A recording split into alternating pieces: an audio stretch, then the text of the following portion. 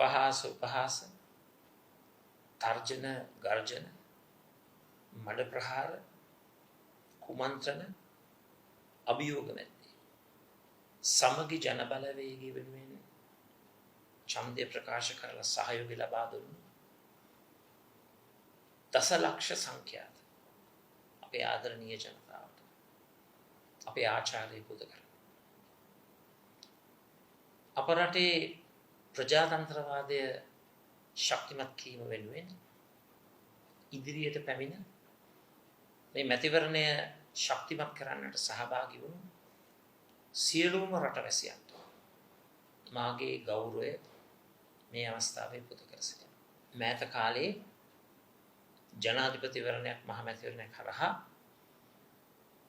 විශාලතම ජනවරම් ලබාගත්තු රජය මේ වර්තමාන ජනතාවේ පෙරමුණේ රජය. එනමුත් මාස 6ක් වැනි කෙටි කාලයක් තුළ අති විශාල පරිහානියකට කඩාවැටීමකට මේ රජය ලක් වෙලා තිබෙනවා. රටේ ජනතාව අපිට ලබා දීලා තිබෙන පණිවිඩය තමයි විපක්ෂයේ සියලු දෙනා එකට එකතු කරගනිමින් කටයුතු කිරීම. ජනතාවේ මුතු පෙරමුණ මේ පළාත් පාලන මැතිවරණය හරියට ක්‍රියාත්මක කළේ. ජනාධිපතිවරණයක් මහමැතිවරණයක් ක්‍රියාත්මක කරන ආකාරය. ආගම ධර්මයක් පාවිච්චි කරා. මැතිවරණ ජයග්‍රහණය උදෙසා. නමුත් රටේ ජනතාව බොරුවට තිත දැම්මා. රටේ ජනතාව අනුමත කරා සත්‍යවාදී මහජන සේවාවක්.